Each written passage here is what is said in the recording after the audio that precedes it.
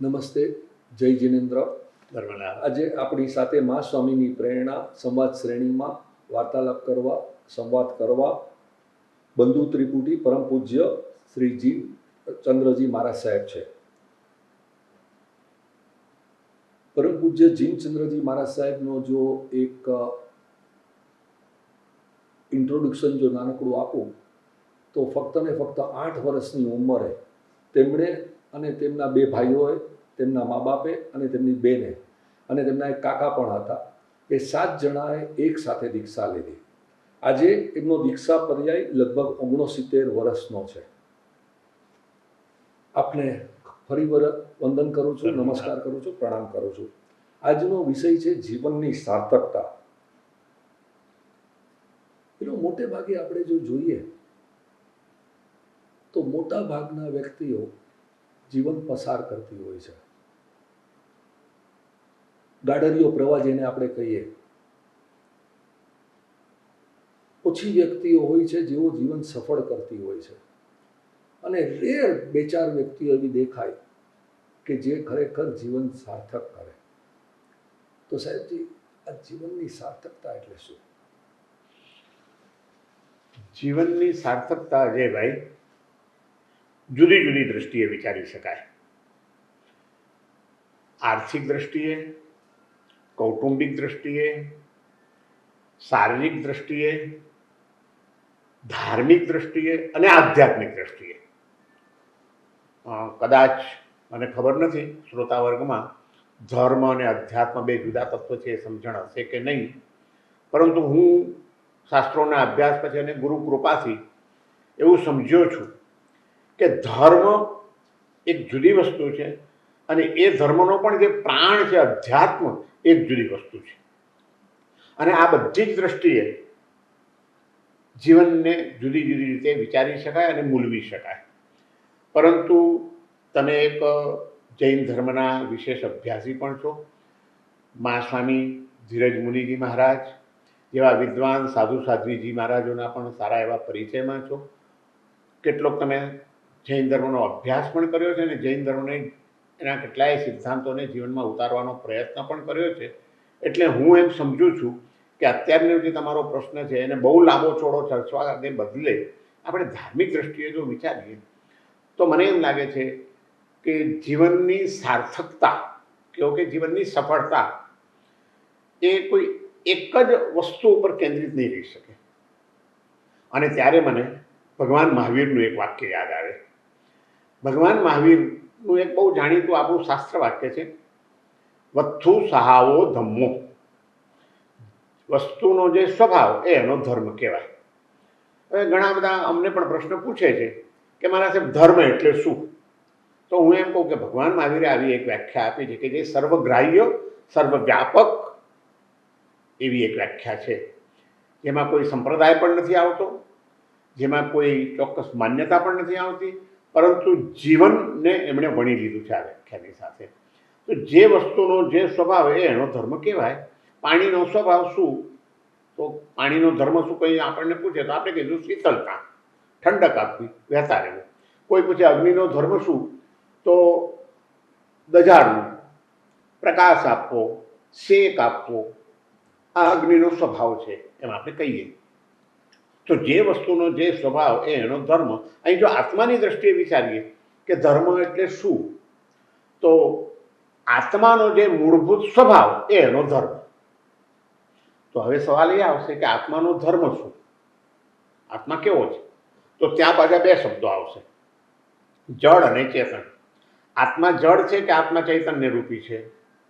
આપણે બધા કહીશું કે ના, એ તો ચૈતન્ય રૂપી છે. જો ચૈતન્ય રૂપી છે તો ચૈતન્ય ભાવમાં રહેવું એનું નામ ધર્મ. હવે એમાંથી નવો પ્રશ્ન ઊભો થાય છે કે ચૈતન્ય ક્યાં ક્યાં છે? તો એના મેં થોડો ઘણો જે શાસ્ત્રોનો અભ્યાસ કર્યો છે એના કારણે 3 પોઈન્ટ તારવ્યા છે. સ્વાત્માનું ચૈતન્ય, જીવાત્માઓનું ચૈતન્ય અને પરમાત્માનું ચૈતન્ય. આ 3 તબક્કામાં વિશ્વની બધી જ ચેતનાઓનો સમાવેશ આપણે કરી શકીએ. તો આ 3 પ્રકારના ચૈતન્યની સાથે જોડાઈને આપણે જે કંઈ કરીએ એ આપણો ધર્મ છે. અને આ 3માંથી એકે ચૈતન્ય સાથે જ્યારે આપણું અંતઃકરણ જોડાયેલું ન હોય અને જે કંઈ પ્રવૃત્તિ થાય એ બધો અધર્મ છે. હવે તો ત્રણેયનો ધર્મ શું કે ત્રણેયની સાથે જોડાવાના માધ્યમ શું, કે એના ત્રણ માધ્યમ છે કે જે જીવનને સાર્થક બનાવે છે. સ્વાત્માની જાગૃતિ. આ દેહ એ હું નથી, પણ આ દેહની અંદર રહેનાર જે પરમ તત્વ છે, એક ચૈતન્ય તત્વ છે, તે હું છું. આ જાગૃતિ જેટલો સમય વધુ રહે એટલો સમય આપણે ધર્મની અંદર છીએ. જ્યારે આપણે દેહભાવમાં જઈએ છીએ, પૂદગલ ભાવમાં જઈએ છીએ, જળ ભાવમાં જઈએ છીએ, ત્યારે આપણે અધર્મના માર્ગે છીએ.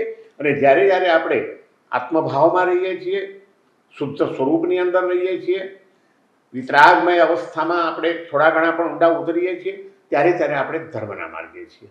તો સ્વાત્માની જાગૃતિ કેળવવાની છે. સતત આ જાગૃતિ સાથે જીવન જીવવાનું છે.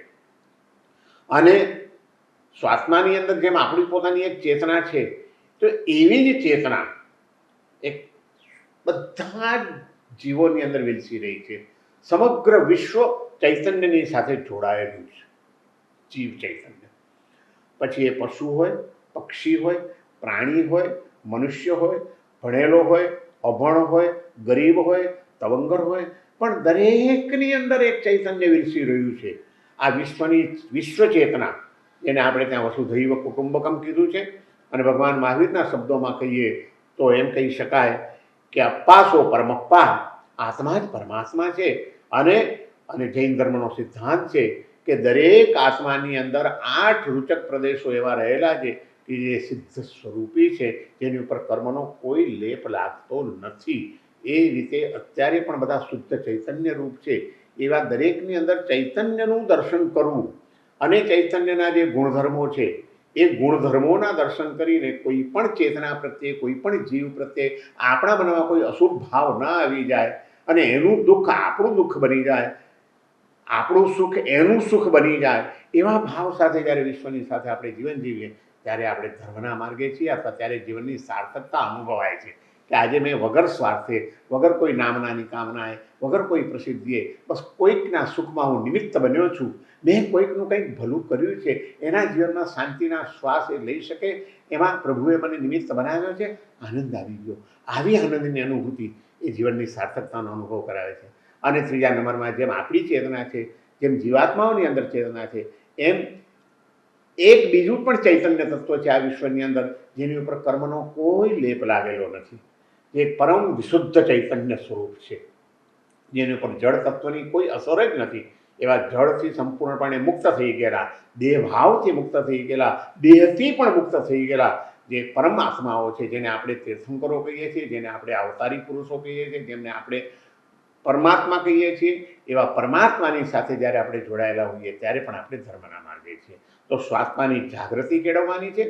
જાગૃતિનું માધ્યમ છે સ્વાત્માની સાથે જોડાવા માટેનું. મૈત્રીનું માધ્યમ છે જીવાત્માઓની સાથે જોડાવા માટેનું.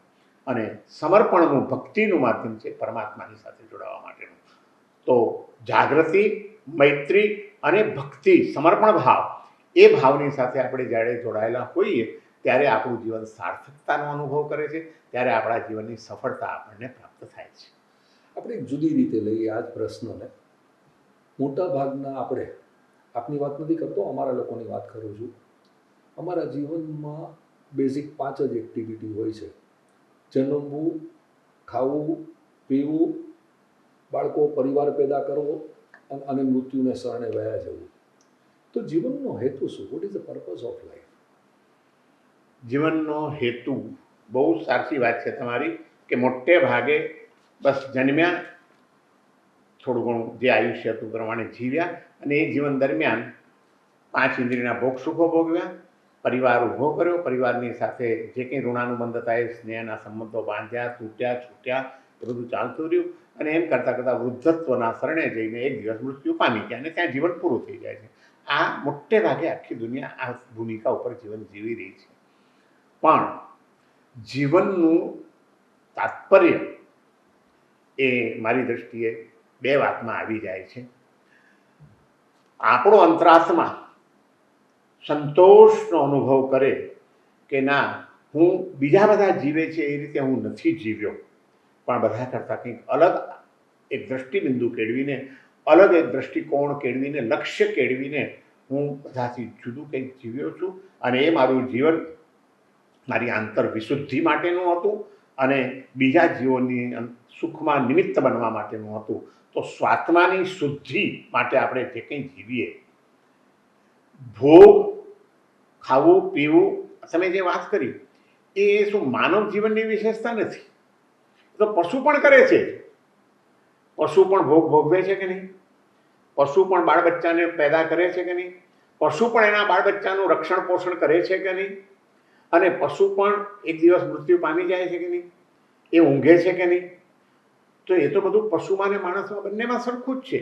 જ્યારે માનવ જીવનની સાર્થકતા વિશે કે એના તાત્પર્ય વિશે જ્યારે આપણે ચર્ચા કરવી હોય ત્યારે એ વિચારવું પડે કે પશુ કરતાં જુદું પડે એવી વસ્તુઓ કઈ છે.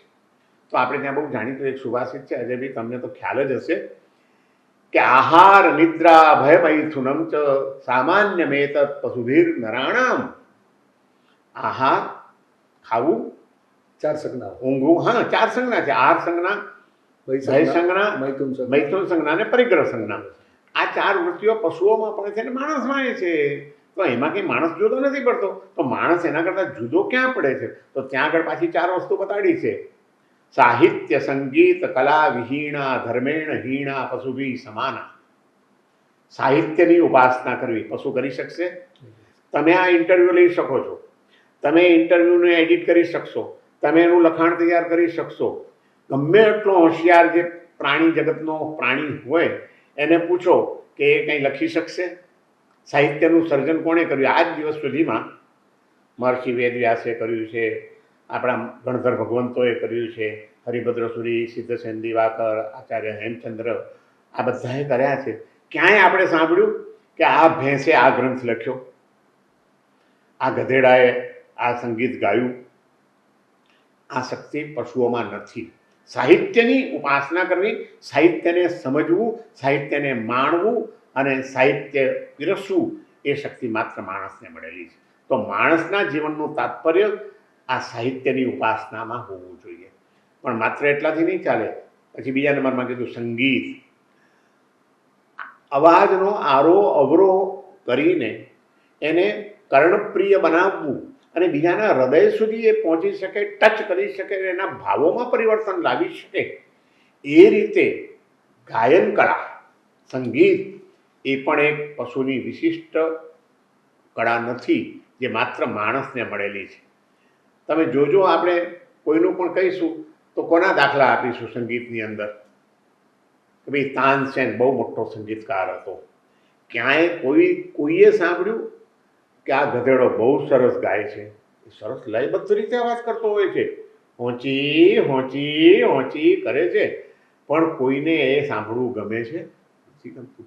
પશુ ગમે એટલો લયમાં બોલવા બેસે છતાં પશુ સંગીતનું સર્જન કે સંગીતનું રચના કે સંગીતને માણવાની કળા એની પાસે નથી.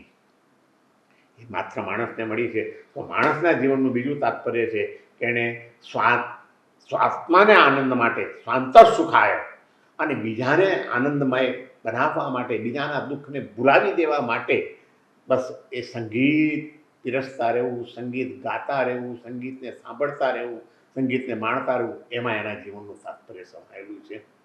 સાહિત્ય, સંગીત, કળા, કેટલી અદ્ભુત કળાઓ આપણે ત્યાં. ભગવાન આદિનાથે જ્યારે સંસ્કૃતિનું પ્રવર્તન કર્યું ત્યારે બ્રાહ્મણી નામની એમની જે પુત્રી હતી એની પાસે લિપિનું પ્રવર્તન કરાવ્યું, અને સુંદરી નામની જે બીજી એમની કન્યા હતી એની પાસે સ્ત્રીઓની અને પુરુષોની બધી જ કળાઓ કેવી રીતે વિકસિત કરવી એ એના દ્વારા એમણે સંસ્કૃતિમાં પ્રવર્તિત કરી છે. તો કળાઓનું સર્જન પણ તીર્થંકરોએ કરાવ્યું છે આદિનાથ ભગવાને, અને આજ દિવસ સુધી એ કળાઓને વિકસાવવી, કળાઓને માણવી, કળાઓનું મૂલ્યાંકન કરવું, કળાકૃતિમાંથી આનંદ લેવો, એ સિદ્ધિ માત્ર માણસને મળી છે. પશુને ગમે ત્યાં લઈ જાઓ, તમે એને તાજમહાલમાં લઈ જાઓ કે આબુના દેરામાં લઈ જાઓ કે રાણકપુરના દેરામાં લઈ જાઓ, પણ એ એનું મૂલ્યાંકન નહીં કરી શકે, એને માણી નહીં શકે. માત્ર માણસ માણી શકશે.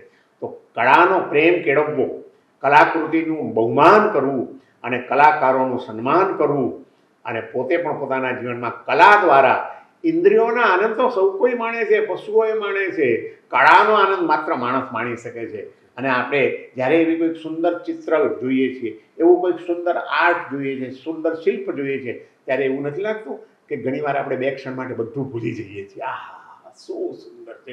ત્યાં તમને સંસારનો કોઈ વિચાર નથી, કોઈ વાસના નથી, કોઈ દુર્ભાવના નથી, માત્ર આપણે શુદ્ધ સ્વરૂપમાં હોઈએ છીએ. ત્યારે એ આ કળાની તાકાત છે. કળાઓને પણ સમજવી જરૂરી છે. અને એ બધું જ હોય પણ એ બધું નકામું છે જો એની સાથે ધર્મનો તંતુ જોડાયેલો ન હોય તો. એટલા માટે કીધું કે સાહિત્ય સંગીત કળા વિહીણા ધર્મેણ હીના પશુભી સમાના. જો ધર્મ ન આવે જીવનની અંદર, શું કરવું શું ન કરવું, ક્યાં જવું ક્યાં ન જવું, શું ખાવું શું ન ખાવું, આ બધી જો સમજણ ન હોય એ કોને મળેલી છે? કોઈ પશુને કંઈ ખબર છે કે અહીં મોઢું નંખાય ને અહીં ન નંખાય? એનો તો જ્યાં ખાવાનું દેખાશે ત્યાં મોઢું નાખશે. એ તો ગમે ત્યાં ડાફડિયા મારશે, એ ગમે તે કરી શકશે, એ ગમે તેની લાત મારશે. પણ માણસને ખબર છે, એનામાં એક વિવેક મૂક્યો છે ભગવાને, કે એ વિવેકપૂર્વક જો જીવન જીવે તો એ ખોટા માર્ગે જતો અટકે, એ ખોટું કામ કરતો અટકે. તો આ પણ કળા માત્ર માણસને મળેલી છે, આ વિશેષતા. એટલે માનવ જીવન, એની તાત્પર્ય અને એની સાર્થકતા મારી દ્રષ્ટિએ 4 વસ્તુમાં છે. એને સમગ્ર જીવન દરમિયાન સત સાહિત્ય, જો આ બધાની અંદર પાછું એક વિવેક જાગ્રત રાખવો પડે. સાહિત્ય હોય, સંગીત હોય, કળા હોય, એ બધા પણ એના 2 પ્રકાર છે, શુભ અને અશુભ. બરાબર છે. એવું પણ સંગીત છે કે જે શાંત માણસને પણ ચંચળ કરી મૂકે. અત્યારનું જે આધુનિક સંગીત ચાલે છે ઘણી વખત, એમાં માણસ શાંતિથી બેઠો તો એ પગ પછાડવા લાગે, તમે ઓટોમેટિક થઈ જાય. એ સંગીતની અસર છે. તો એણે શાંત માણસને અશાંત કરી મૂક્યો.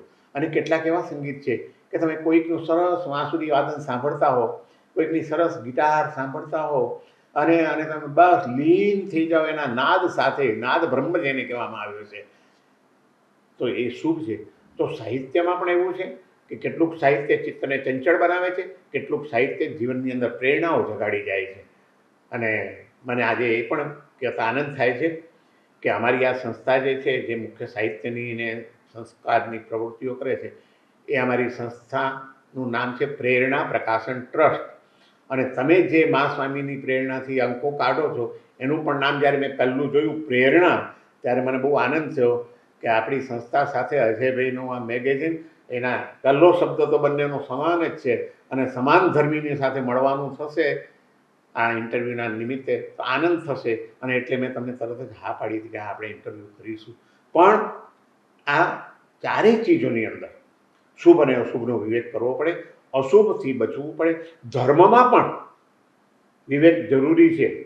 જો ધર્મમાં પણ આપણું જાગૃતિ અને વિવેક ન હોય તો ધર્મના નામે આજે ધાર્મિક જનૂન પેદા થાય છે. જે ધર્મ સંઘર્ષમાં પરિણામ આવે છે, જે ધર્મ હિંસા તરફ લઈ જાય છે, જે ધર્મ બીજા જીવોથી આપણને જુદા પાડે છે. ધર્મનું કામ એક જીવને બીજા જીવથી જુદા પાડવાનું નથી, એક જીવને બીજા જીવ સાથે જોડવાનું કામ છે. જે તોડવાનું કામ કરે તો ત્યાં સમજી લેજો કે સાંપ્રદાયિક કોઈક વ્યામોહ છે, એ ધર્મ નથી. ધર્મ તો જ્યાં આગળ ભેદ હોય ત્યાં પણ અભેદનું ભાવનું સર્જન કરી શકે એ ધર્મ. આ 4 વસ્તુ જો આપણા જીવનમાં આવે તો જીવનની સાર્થકતા અને જીવનનું તાત્પર્ય આપણે પ્રાપ્ત કર્યું કહેવાય, એવું મને લાગે છે. આપણે જે કહ્યું એ પ્રમાણે જો હું શોર્ટમાં મૂકું કે આપણે પહેલાં કહ્યું સ્વભાવ શુદ્ધિ કે ચિત્ત શુદ્ધિ, બરાબર છે. પછી આપણે કહ્યું અલિપ્ત ભાવ, અને છેલ્લે વિવેક બુદ્ધિ. બુદ્ધ ભગવાને પણ ક્યાંક કહેલું છે 3 શબ્દોમાં, શીલ સમાધિ અને પ્રજ્ઞા. બરાબર. તો શબ્દોમાં જો જોવા જાઓ તો મારા હિસાબે ધર્મ કે જીવનની સાર્થકતા માટે જવાનું જે આપણે પ્લેટફોર્મ ગણીએ છીએ, એમાં તો તમે આટલું જો 3-4 વસ્તુ જો સમજી લો, સ્વભાવ શુદ્ધિ આવી જાય, ચિત્ત શુદ્ધિ આવી જાય. ઓકે, તમે અષ્ટાંગ યોગના પતંજલિ જુઓ તો 8 શબ્દોની અંદર એણે આખું જીવનનું શાસ્ત્ર સમજાવેલું છે. તો શા માટે આપણો ધર્મ આપણે આટલો બધો કોમ્પ્લિકેટેડ કરી નાખ્યો છે? જો મેં તમને પહેલાં પણ કહ્યું કે ધર્મ જુદી વસ્તુ છે ને અધ્યાત્મ જુદી વસ્તુ છે. ભગવાન ગૌતમ બુદ્ધે જે કંઈ પણ વાતો કરી છે, મહર્ષિ પતંજલિએ જે કંઈ પણ વાતો કરી છે, ભગવાન મહાવીરે જે કંઈ પણ વાતો કરી છે, એ બધી એના કેન્દ્રમાં અધ્યાત્મ તત્વ છે. અને અત્યારે જે કંઈ કોમ્પ્લિકેશન ઊભા થયા છે અને જે કંઈ જડતાઓ આવી છે, એ અધ્યાત્મનું તત્વ દરેકે તે દ્રવ્ય ક્ષેત્ર કાળ ભાવ પ્રમાણે તે સમયના સંદર્ભમાં અલગ અલગ શબ્દોમાં રજૂ કર્યું છે, પણ દરેકની અંદરની ચેતના જાગૃત હતી, દરેકનો ભાવ સ્પષ્ટ હતો અને દરેકની દ્રષ્ટિ પણ સ્પષ્ટ હતી. એટલે મારી દ્રષ્ટિએ અધ્યાત્મમાં કોઈ ભેદ જ નથી. પછી તમે એને બૌદ્ધ ધર્મ કહો, જૈન ધર્મ કહો, શૈવ ધર્મ કહો કે અષ્ટાંગ યોગનો ધર્મ કહો, ધર્મ એક માળખું છે. એ માળખાનું તત્વ એ જળવાયેલું રહેવું જોઈએ અને એ અધ્યાત્મ છે. એટલે મારી દ્રષ્ટિએ તો તમે જેમ કીધું એમ કે ભાઈ શીલ સમાધિને પ્રજ્ઞાની વાત કરી ગૌતમ બુદ્ધે, તો ભગવાન મહાવીરે સમતા, સમત્વ, કરુણા અને બીજા જીવોની સાથેનો તાદાત્મ્ય ભાવ, મૈત્રી ભાવ એની વાતો કરી. કે મહર્ષિ પતંજલિએ સ્વની શુદ્ધિ, સમાજ શુદ્ધિ માટેના પહેલા 8 જે નિયમ આપ્યા એમાં યમ અને નિયમ એ પોતાની શુદ્ધિ અને સમાજની સુવ્યવસ્થા માટે છે.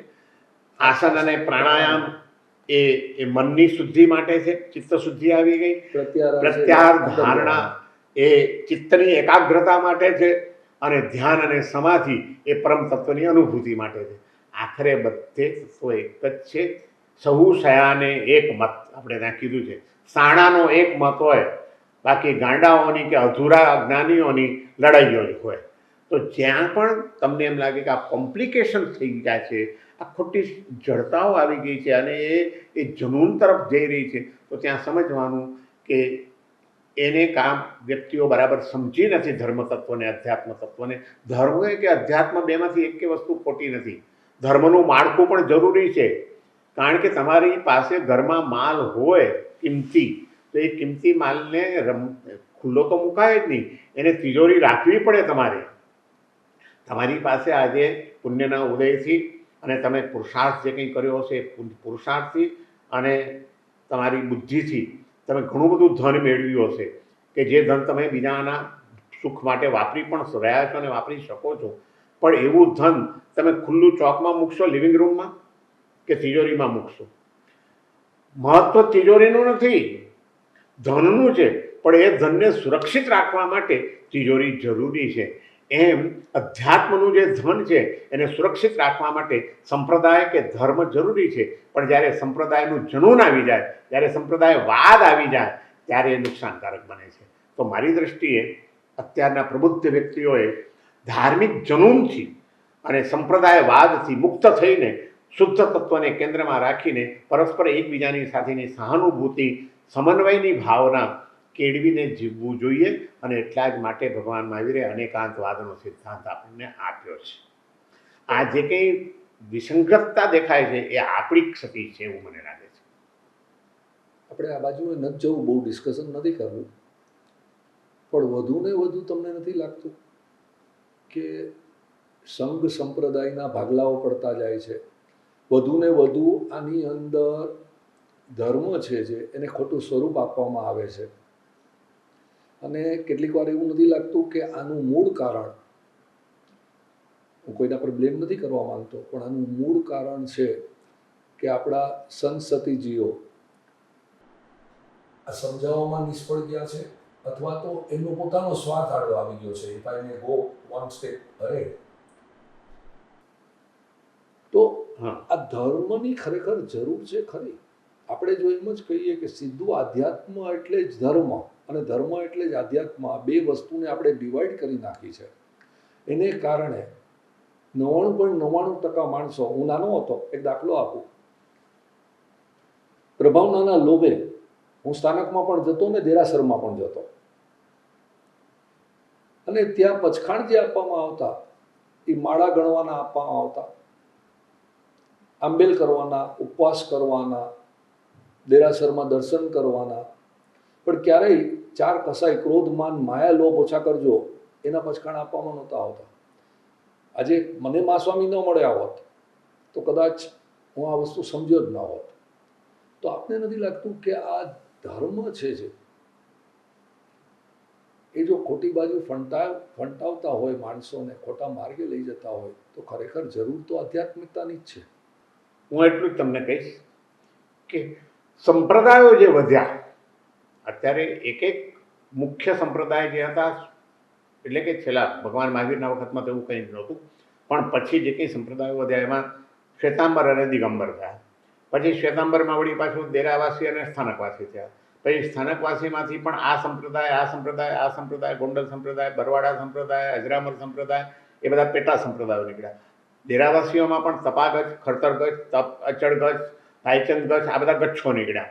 પછી એની અંદર પાછા અવાંતર ભેદો પાછા પડતા ગયા. ભેદ પ્રભેદ કરીને આપણે ધર્મને એટલો બધો છીછડો કરી નાખ્યો છે. માફ કરજો, કદાચ કોઈને ખોટું પણ લાગે આ સાંભળીને શબ્દ ધર્મને માટે આવો ન વાપરવો જોઈએ, હું સમજુ છું, પણ આ તો એક માત્ર સમજાવવા માટેની વાત છે કે આપણે ધર્મનું બહુ અવમૂલ્યન જાણે કે આપણે કરી નાખ્યું છે, ડિવેલ્યુએશન એવું મને લાગે. પણ એના કારણમાં મને એમ લાગે છે કે મૂળ કારણમાં તમે એમ કીધું કે સંત સતીજીઓ, તો આમાં મને 2-3 કારણ સમજાય છે. એક, માન્યતાનો આગ્રહ જ્યારે પકડાઈ જાય ત્યારે ભેદ પ્રભેદ પડે છે. કાં વ્યક્તિગત અહમ જ્યારે નડે છે ત્યારે પણ ભેદ પ્રભેદ પડે છે. અને કાં બીજા પ્રત્યેનો દુર્ભાવ, દ્વેષભાવ આવી જાય છે ત્યારે પણ આ ભેદ પ્રભેદ પડે છે. અને આપણું કાળનો પ્રભાવ ગણો કે શું ગણો કંઈ સમજાતું નથી, પણ ખરેખર જે આ વાતો મેં કરી, અહંકાર, સાંપ્રદાયિક જડતાઓ અને એનો આગ્રહ અને દ્વેષભાવ કે જે સાધુ સંતોમાં તો ન જ હોવો જોઈએ, કારણ કે નહીં તો શ્રાવકો એમાંથી પ્રેરણા શું લેશે.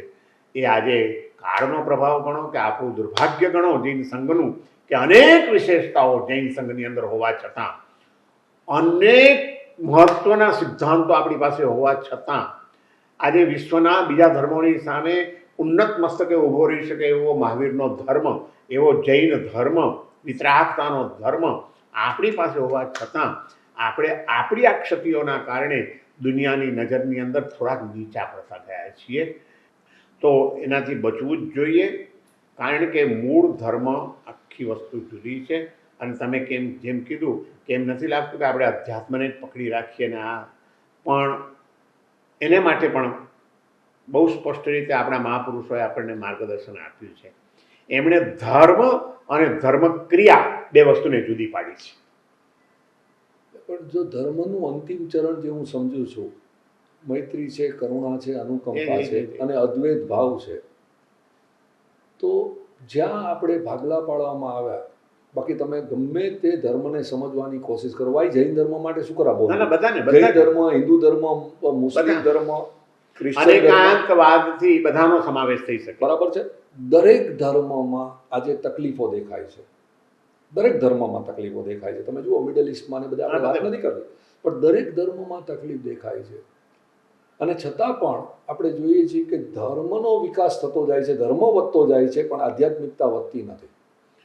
માફ કરજો અજયભાઈ, ધર્મ વધતો જાય છે એમ કહી શકીએ એવું છે કે ધર્મ ક્રિયા વધતી જાય છે, ધર્મનો આડંબર વધતો જાય છે. હા, પણ ક્રિયા અને આડંબર વધતો જાય છે, એને ધર્મ કહીએ છીએ. હા, એટલે એ જ કહું છું કે અહીં આપણે ભૂલ કરી છે.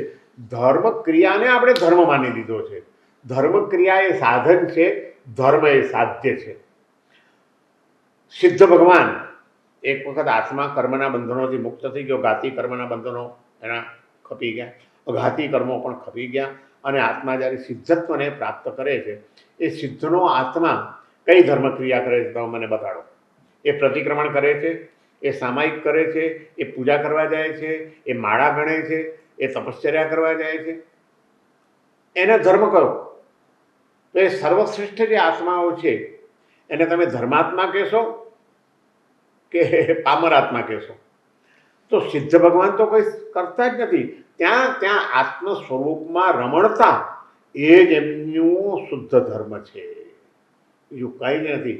જે કંઈ આ બધી ત્યાં એ અવસ્થાએ પહોંચવા માટેના જે માધ્યમો છે, જે એક સાધનો છે, એને આપણે ત્યાં ધર્મક્રિયા કીધેલું છે. અને એના દ્વારા પ્રાપ્ત કરવાનું જે પરિણામ છે, તમે જે કીધું એ ચિત્ત શુદ્ધિ હોય, રાગદ્વેષની મંદતા હોય, સર્વજીવ પ્રત્યેનો સમભાવ હોય, સર્વધર્મ પ્રત્યેનો સમભાવ હોય, એ તો બધું રિઝલ્ટ છે. આપણે રિઝલ્ટ ભૂલી ગયા છીએ અને એના સાધનોને પકડીને મારામારી ચાલી રહી છે. જુઓ, સાધનો અમુક ભૂમિકા સુધી જરૂરી છે, પછી એને પણ છોડવા પડે છે. કોઈ એક નાનું બાળક છે, હજી 1 વર્ષનું છે, જેને હજી ઊભા થતાંય આવડતું નથી, ચાલતાંય આવડતું નથી, એવા બાળકને એના મા બાપ ઊભા રહેવાની પહેલાં તો પ્રેક્ટિસ કરાવશે. અને એ શેનાથી કરાવશે? એમને ઊભું રહી શકશે, કાં તો પોતાની આંગળી પકડાવશે, કાં તો એક લાકડાની ઠેલણ ગાડી હશે, એ ઠેલણ ગાડી લઈ પકડીને આમ ઊભું થશે. પણ જો ઠેલણ ગાડી છૂટી જાય તો પડી જાય કે નહીં? પડી જાય. તો એ ઠેલણ ગાડી જોઈએ. પછી એને ચાલતા શીખવાડે તો એ પણ ઠેલણ ગાડીથી આમ ચાલે, સાથે એક જણો રે. પણ હવે 15 વર્ષનો થઈ ગયો, હવે પણ એ ઠેલણ ગાડી પકડીને ચાલે તો એ કેવો લાગે? એ જરૂરી છે. હવે ઠેલણ ગાડી જ્યાં સુધી તમારામાં પોતાની તાકાત નથી જાગતી ત્યાં સુધી જરૂરી છે, પછી ઠેલણ ગાડી છોડી દેવી પડે છે. એ પ્રમાણે ધર્મના સાધનો, ધર્મની ક્રિયાઓ, એ અમુક ભૂમિકા તમારી ન કેળવાય.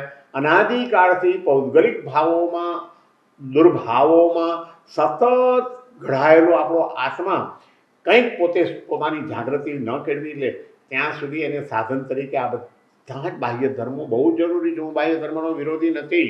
હા, બાહ્ય ધર્મમાં આજે જે આડંબર ખૂબ વધી ગયો છે, દેખાવ ખૂબ વધી ગયો છે, અને એની પાછળ પોતાના નામનાની કામના કે સંપ્રદાયનો મોહ જે કામ કરી રહ્યો છે તદ્દન ખોટો છે. અને એને ધર્મ માનીને સંતોષ પામવો એ આપણું બહુ મોટું અજ્ઞાન છે એવું હું માનું છું. પણ અમુક સ્થિતિ પહોંચવા સુધી એ પણ જરૂરી છે. પણ અમુક સ્થિતિએ પહોંચ્યા પછી છોડી દેવું પડે. નહીં તો હું મૂર્તિ પૂજક પરંપરામાં દીક્ષિત થયેલો છું એટલે હું એની વાત કરું કે ભાઈ, મૂર્તિ પૂજક સંપ્રદાયની અંદર રોજ સવારે ઉઠીને દેરાસરમાં દર્શન કરવા જવું, ભગવાનની પૂજા કરવી, એને ધર્મ માન્યો છે કે અધર્મ માન્યો છે? ધર્મ માન્યો છે. બરાબર છે. અને એ જો ધર્મ છે તો ધર્મ કલ્યાણકારી હોય કે અકલ્યાણકારી હોય? કલ્યાણકારી હોય. બરાબર છે. તો પછી જે વખતે એક વ્યક્તિ દીક્ષા લે છે, એ દીક્ષા લીધા પછી સાધુ પૂજા કરવા જાય છે, કેમ એને છોડી દીધી? જો ધર્મ છે તો એ કલ્યાણકારી છે તો એને કેમ છોડી દીધું? કારણ કે એની ભૂમિકા બદલાણી. તો ભૂમિકા ભેદે ધર્મ બદલાવવો જોઈએ. ધર્મ તો આત્માની વિશુદ્ધિ છે, એ સાધુએ પણ કરવાની છે. રાગ દ્વેષની મંદતા એટલા માટે વિતરાગની પૂજા કરવાનું કીધું છે કે રોજ એની સામે જઈએ, દર્શન કરીએ એટલે ખ્યાલ આવે કે જો ભગવાન ખુલ્લી આંખે બધું જોઈ રહ્યા છે, પણ પાપીમાં પાપી જીવને પણ એમના જ્ઞાનમાં પ્રતિબિંબિત થઈ રહ્યો છે, અને પુણ્યશાળીમાં પુણ્યશાળી આત્મા પણ એમનામાં પ્રતિબિંબિત થઈ રહ્યો છે. એમને કોઈની પ્રત્યે દ્વેષ ભાવ નથી. પાપીને જોઈને કારણ આટલા બધા પાપ કરી રહ્યા, શું થશે આનું? અને કોઈ પુણ્યાત્માને જોઈને એમને કંઈ રાગ નથી થઈ ગયો તો કે આ બહુ સારો છે. ના, એ માત્ર દર્શન કરે છે. દ્રષ્ટા ભાવ અને જ્ઞાતા ભાવ એ શુદ્ધ ધર્મ છે ને, એ અધ્યાત્મ છે. બાકી જે કંઈ જોઈએ છે ને જાણીએ છીએ એની ઉપર ગમા કરવા, રાગદ્વેષ કરવા, સારા નરસાના વિચારો કેળવવા, અને એના સંદર્ભમાં પછી બીજી વ્યક્તિઓ પ્રત્યે પણ સારા નરસાના ભાવો આવવા, એ બધી આપણી વિકૃતિઓ છે. તો જીવે વિકૃતિમાંથી છૂટીને પ્રકૃતિમાં જવાનું છે. અને પ્રકૃતિ જ્યાં સુધી પ્રગટ ન થાય ત્યાં સુધી એવી પ્રકૃતિ પ્રગટ થાય એ માટેના પ્રયત્નો તરીકે ધર્મક્રિયાઓને મહત્ત્વ આપેલું છે. બાકી સિદ્ધનો આત્મા કાંઈ કરતો નથી, છતાં એ પરમ દિવ્ય આત્મા એ જ ગણાતો હોય છે.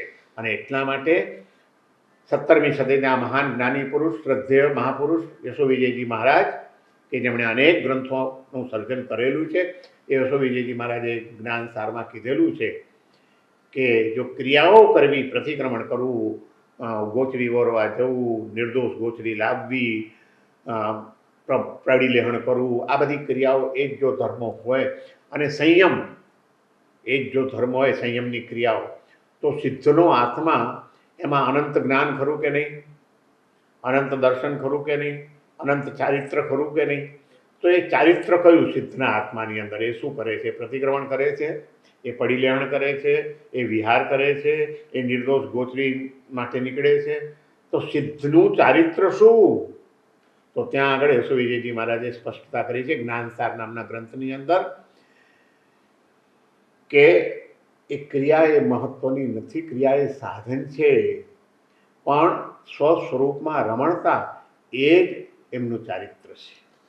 પણ તકલીફ ક્યાં આવે છે કે અને આપણે જૈન ધર્મની વાત કરશું કે જ્યારે કોઈને પણ દીક્ષા આપવામાં આવે છે ત્યારે એને કહેવામાં આવે છે કે હવે તમારે સામાયિક કરવાની જરૂર નથી આજથી. અને હું માનું છું કે જ્યારે આ જાતનો રૂલ બનાવવામાં આવ્યો ત્યારે એનામાં પૂર્ણપણે ક્ષમતાભાવ હોય તો જ એને દીક્ષા કદાચ અપાતી હશે. સાચી વાત. આજે દીક્ષા એમને માપી દેવામાં આવે છે અને સામાયિક છોડાવી દેવામાં આવે છે. જો સામાયિકની ક્રિયા એક અલગ વસ્તુ છે, બાકીનો સામાયિકનો અર્થ જે છે જેમાં સમનો આય થાય, સમત્વનો લાભ થાય એવી જે ક્રિયા એ સામાયિક. પણ જો તમારામાં સમત્વ આવી ગયું તો પછી એ ક્રિયા તમે કરો છો કે નહીં, 48 મિનિટ કટાશનું પાથરીને બેસો છો કે નહીં, એ મહત્વનું નથી. મહત્વનું છે સમતા ભાવ. સમયાએ સમણો હોય. શ્રવણની વ્યાખ્યા આપણે ત્યાં આપી છે કે સમતાને જે સિદ્ધ કરે તે શ્રવણ. સમયાએ સમણો હોય. બંભચેરેણ બંભણો, જે બ્રહ્મચર્યનું પાલન કરે તે બ્રાહ્મણ છે. જે સમતાનું પાલન કરે, સમતા ભાવ મારે એ શ્રમણ છે. તો એ રીતે મૂળભૂત વ્યાખ્યાઓ તરફ આપણે જવું પડશે. અને ફરીથી કહું, હું સમજુ છું કે આપણે ટૂંકમાં બધો ઇન્ટરવ્યૂ કરવાનો છે, પણ જ્યારે એક આવી તાત્વિક ચર્ચા કરીએ ત્યારે કેટલીક વાર ગેરસમજણો ઊભી થવાની શક્યતા રહે. અને પછી એમાં કહેવાય એમ કે અજયભાઈએ આવું પ્રતિપાદન કર્યું, જીતચંદ્રજી મહારાજ આવું બોલી ગયા છે, તો અર્થનો અનર્થ ન થાય એટલા માટે એક સ્પષ્ટતા કરું કે હરિભદ્ર સુરીજી મહારાજ કે જે સર્વમાન્ય મહાપુરુષ છે, 1444 ગ્રંથોની ભેટ જેમણે આ જૈન સમાજને આપેલી છે, એ હરિભદ્ર સુરીજી મહારાજનો એક જાણીતો ગ્રંથ છે, પંચાશક નામનો ગ્રંથ છે. એ પંચાશક ગ્રંથની અંદર એમણે 3 શબ્દો વાપર્યા છે. હું તમારા મૂળભૂત પ્રશ્ન તરફ આવું છું, જીવનની સાર્થકતા, જીવનનું સફળતા. તો એમને પ્રશ્ન કરવામાં આવ્યો કે અઢળક પુણ્ય આપણું વપરાઈ ગયું અને એ બધું એમાંથી પસાર થતા થતા આર્ય દેશ ને આર્ય કુળ ને જૈન કુળમાં જન્મ મળવો અને પછી એમાંથી વિતરાગ પ્રભુનો ધર્મની પ્રાપ્તિ થવી ને સદગુરુનો સંયોગ મળવો ને આ બધું થયું. તો પછી હવે એ સુધી પહોંચ્યા પછી હવે જીવનની સફળતા શેમાં? આ પ્રશ્ન જ છે. તમારો જે પ્રશ્ન છે એ હરિભદ્ર સુરીજી મહારાજને કોઈએ પ્રશ્ન પૂછેલો છે. અને ત્યાં હરિભદ્ર સુરીજી મહારાજે પંચાશક નામના ગ્રંથની અંદર 3 શબ્દ વાપરેલા છે. હમણાં હું એમના ગ્રંથોનું થોડું અધ્યયન કરી રહ્યો હતો અને મેં વાંચ્યું તો મારું તરત જ ધ્યાન ગયું. એમણે 3 શબ્દ વાપર્યા: કરણ, ઉપકરણ અને અંતઃકરણ. આ 3 શબ્દ વાપર્યા છે કે છેક સુધી તમે પહોંચી ગયા છો, માર્ગ મળી ગયો પ્રભુનો, વિતરાગ પ્રભુનો, આપણો જૈન ધર્મની વાત કરીએ તો. પણ તમારી જીવન સફળ ક્યારે થાય? ધર્મ મળ્યો પણ ધર્મ તમે કરો જ નહીં તો કરવો તો પડે કે નહીં? કર્યા વિના સિદ્ધિ મળે, સફળતા મળે. તમારે અહીંથી મુંબઈ જવાનું છે કાલે, પણ તમે અહીંથી નીકળો જ નહીં ઘરની બહાર અને ગાડીમાં બેસો જ નહીં તો તમે પહોંચી શકો ખરા? ન પહોંચી શકાય. તો પહેલાં તો તમારે પ્રયત્ન કરવો પડે. તો કરણ જોઈએ. એ તો છે આપણે ત્યાં ખૂબ કરણ થાય છે. તમે કીધું એમ દીક્ષાઓ પણ એટલી બધી થાય છે કે ક્યારેક તો અમારા જેવાને એમ લાગે કે દીક્ષાનું ડિવેલ્યુએશન થઈ રહ્યું છે. એની યોગ્યતાઓ જોવાય છે, નથી જોવાતી. આપનારની યોગ્યતાઓ, લેનારની યોગ્યતાઓ, એ પણ હરિભદ્ર સુરીજી મહારાજે 16 નામના ગ્રંથની અંદર ગુરુ કેવા હોય એને માટેના 16 શ્લોક મૂકેલા છે. કોણ દીક્ષા આપી શકે ને કોણ ગુરુ બની શકે, અને શિષ્ય કેવો હોવો જોઈએ એને માટે શિષ્ય અષ્ટક કરે, શિષ્ય 16 કરીને 16 શ્લોક મૂક્યા છે કે દીક્ષા લેવાને માટે યોગ્ય કોણ કહેવાય. પણ આજે હવે એ બધું માપદંડની જો વાત કરીએ તો અત્યારની ઘણી બધી દીક્ષાઓને બંધ કરવી પડે એવી હાલ પરિસ્થિતિ છે. પણ આપણે એ વાતને જવા દઈએ. પણ કરણ તો જોઈએ જ, કરવું પડે તમારે. હવે કરણ છે, તમારે અહીંથી તમે રૂમમાંથી નીકળશો, સાત્વિધામમાંથી, તમે બહાર નીકળ્યા, તમે જવા માટેનો સંકલ્પ કર્યો, તમારે મુંબઈ પહોંચવું છે, પણ હવે બહાર નીકળ્યા પછી તમે ગાડી લઈને નથી આવ્યા, તો તમારે તપાસ કરવી પડશે કે નહીં કે કઈ ટ્રેન કેટલા વાગે જાય છે, ટ્રેન કેટલા વાગે મારે સ્ટેશને પહોંચવું પડશે. અને એ માટે પછી તમે ત્યાં પહોંચો પણ એ દિવસે ટ્રેન કેન્સલ થઈ ગઈ ને ટ્રેન ન મળી તો તમે મુંબઈ પહોંચી શકો ખરા? કરણ હોય પછી ઉપકરણ જોઈએ. તમારું જે લક્ષ્ય છે એ લક્ષ્ય સુધી પહોંચવા માટેનું સાધન તમારી પાસે ન મળે, ઉપકરણ ન હોય તો પણ તમને સિદ્ધિ, સફળતા નહીં મળે. તો દેરાસર, સ્થાનક, સામાયિક કટાશનું, નવકારવાળી જાપ કરવો છે. નવકારવાળી જાપ તમારો સફળ ક્યારે થાય? તમારે કરવો પડે, નવકાર મંત્ર ગણવા પડે, કરણ હોવું જોઈએ. પણ કરણ માટે પાછી તમારે 12,500 અનુષ્ઠાન કરવું છે, તો માળા જોઈએ, તો એ ઉપકરણ પણ જોઈએ તમારે. તો કરણ અને ઉપકરણ ન હોય તો પણ તમને સફળતા નહીં મળી શકે. બધી ચીજોના ઉપકરણ સામાયિક કરવું છે. સામાયિકની ધર્મક્રિયા મારા સાહેબે મા સતીજીએ તમને એક પ્રતિજ્ઞા આપી છે કે રોજ તારે એક સામાયિક કરવું. અને તમે એમને ગુરુ માન્યા છે મા સ્વામીને, અને તમને એમ છે કે મા સ્વામીએ જે કીધું એ આપણે કરવાનું છે. તમને એમને કીધું હતું કે રોજ એક સામાયિક કરજે, આજે બીજું કંઈ ના થાય તો તમારે સામાયિક કરવું છે. તો કટાક્ષનું જોઈશે કે નહીં? મુપત્તિ જોઈશે કે નહીં? સામાયિકના વસ્ત્ર જોઈશે કે નહીં? આ બધા ઉપકરણ ન હોય તો તમે સામાયિકની ક્રિયા કરી શકો? નહીં કરી શકાય. પૂજા કરવી છે તો પૂજાના ઉપકરણો બધા જોઈશે, નહીં તો તમે પૂજા નહીં કરી શકો. તો કરણ અને ઉપકરણ બંને જોઈએ. પણ પછી મહત્વની વાત કરી ત્રીજી, કે કરણ પણ હોય અને ઉપકરણ પણ હોય, પણ એ બધું સફળ તો થાય કે અંતઃકરણ શુદ્ધ હોય તો. યોગ્ય ક્રિયા હોવી જોઈએ, એને માટેના યોગ્ય શુદ્ધ ઉપકરણ હોવા જોઈએ.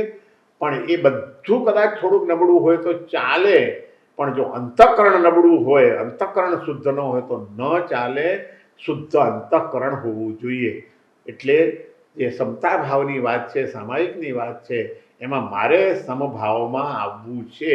એ લક્ષ્ય, એ તમન્ના, એ સતત જાગૃતિનું અંતઃકરણ આપણું ન હોય, અંદરની ઝંખના ન હોય. દાન તમે આપો છો, દાન કદાચ આ ભાઈ પણ આપશે, પણ એને દાન આપવું છે એની વાહ વાહ થાય એટલા માટે. તો એ દાન ધર્મ કેવા છે વિતરાગની દ્રષ્ટિએ? એ તો કીર્તિદાન થઈ ગયું. એને તો આપણે ત્યાં કીર્તિદાન કીધેલું છે. તો ત્યાં અંતઃકરણ પણ હોવું જોઈએ. પરિગ્રહ ખોટો છે, મારે પરિગ્રહનો ત્યાગ કરવાનો છે. ધનની મૂર્છા જ મને મારી રહી છે. આ મારી ધનની મૂર્છા ઓછી થાય માટે મારે દાન આપવું છે. આ તમારી લોભ સંજ્ઞા તૂટવી જોઈએ, પરિગ્રહ સંજ્ઞા તૂટવી જોઈએ. એ માટે જો તમે દાન આપતા હો તો એ તમારું દાન ધર્મ છે, નહીં તો એ શુદ્ધ ધર્મ નથી બની શકતો.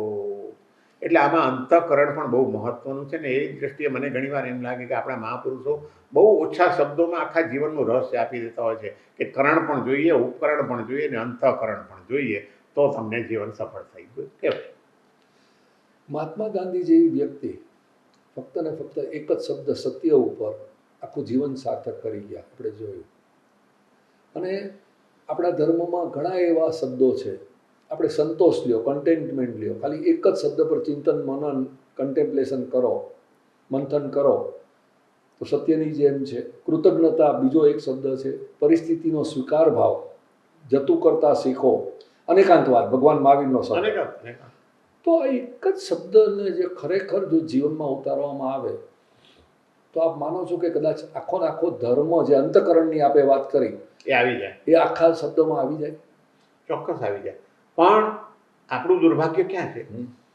આપણે સાંભળીએ છીએ ઘણું, વાંચીએ છીએ ઘણું, પણ એની ઉપર ચિંતન બહુ ઓછું કરીએ છીએ. પ્રવચન સાંભળવા જવાનું, મારા સાહેબ પ્રવચન આપે છે, બહુ સરસ હતું હા પ્રવચન મારા સાહેબનું. બસ પ્રવચન સાંભળી લીધું, પણ પછી એમને ત્યાં સોંપી. મારા સાહેબ તો બધું આપણને મફતમાં આપે, આપણાથી કંઈ લેવાય ભાઈ ના. મારા સાહેબ તમારું જ્ઞાન તમારી પાસે, આવજો કાલે પાછા અમે આવશું. આપણે માત્ર સાંભળવા ખાતર સાંભળીએ છીએ. પણ મારા સાહેબે આજે શું કહ્યું પ્રવચનની અંદર, એની ઉપર આપણે ચિંતન કેટલું કર્યું કે ખરેખર મારા સાહેબે આજે આ વાત કરી, મારા જીવનની સાથે એને ટેલી કરવા દો. બેસે છે, એમણે એમ કીધું કે આ અતિ વાસના, અતિ દુર્ભાવના જીવો પ્રત્યેની, જળ પ્રત્યેની આસક્તિ કે જીવ પ્રત્યેની દુર્ભાવના, એ મને અશાંત કરે છે આપણને. માટે એનાથી જેટલું બચાય એટલું બચજો. આ વાત એમણે કરી.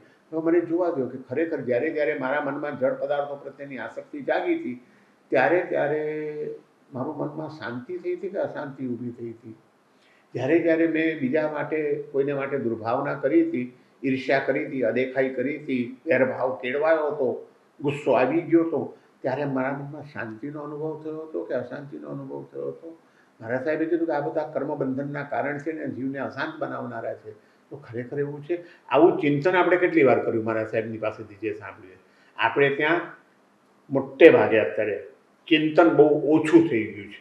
હું નથી કહેતો કે નથી કરતા, ભાગ્યશાળીઓ કરનારા કરે છે, પણ સાંભળવાનું વધી ગયું છે, વાંચવાનું વધી ગયું છે, એની ઉપર જાતનું ચિંતન કરવાનું બહુ ઘટી ગયું છે. માટે એનું જે રિઝલ્ટ તરફ આપણું ધ્યાન જવું જોઈએ નથી. પણ આપણે ત્યાં 14 ગુણસ્થાનકો છે અને આ બધું થોડુંક છે ને સમાવ મને એવું લાગ્યું છે કે દરેક ધર્મમાં જે ગૂઢ ભાષાઓ વાપરવામાં આવી છે એને કારણે કોમ્પ્લિકેશન થઈ ગયું છે લાઈફમાં. પણ તમે મને એક વાત કરો, આપના હિસાબે કે કોઈ બી વ્યક્તિ જીવન શુદ્ધિ કે ચિત્ત શુદ્ધિ તરફ જતું હોય, ઓકે, તો એનો પ્રોગ્રેસ થઈ રહ્યો છે, જેને આપણે ગુણ સ્થાનકો કહીએ છીએ, ઓકે, એનું માપદંડ કે એનું પ્રોગ્રેસનું એને પોતાને ખ્યાલ કેવી રીતે આવે, બીજાને ખ્યાલ કેવી રીતે આવે, આપને શું લાગે છે એ કેવી રીતે ખ્યાલ આવે? જો એકવાર છોકરાની એક્ઝામ લેવામાં આવે છે, ઓકે, બરાબર, અને એને માર્ક આપવામાં આવે છે તો એને ખ્યાલ આવે છે કે હું નંબર 1 છું, નંબર 2 છું, નંબર 3 છું. તો ચિંતન એક બાજુની વાત છે, પણ આપણે આ પ્રોગ્રેસ રિપોર્ટ ધર્મમાં ક્યાંય કોઈ પણ જગ્યાએ તો એ કઈ રીતે થાય? એ માટે સતત કડક આત્મનિરીક્ષણ જરૂરી છે. અને હવે તમને વાત કરું, તમે જે હમણાં વાત કરી એ વાત બહુ સાચી છે કે આપણે ત્યાં કર્મગ્રંથની અંદર આખો બીજો કર્મગ્રંથ જો આપણે જોઈએ 6 કર્મગ્રંથમાં, તો એ 14 ગુણસ્થાનકની ચર્ચા ઉપર છે આખી છે મુખ્ય આધારનો. હવે એ 14 ગુણસ્થાનકની જે વાત છે કે ચોથા ગુણસ્થાનક આવે ત્યાંથી આત્માના વિકાસની સાચી શરૂઆત થાય છે સમ્યક દર્શનથી.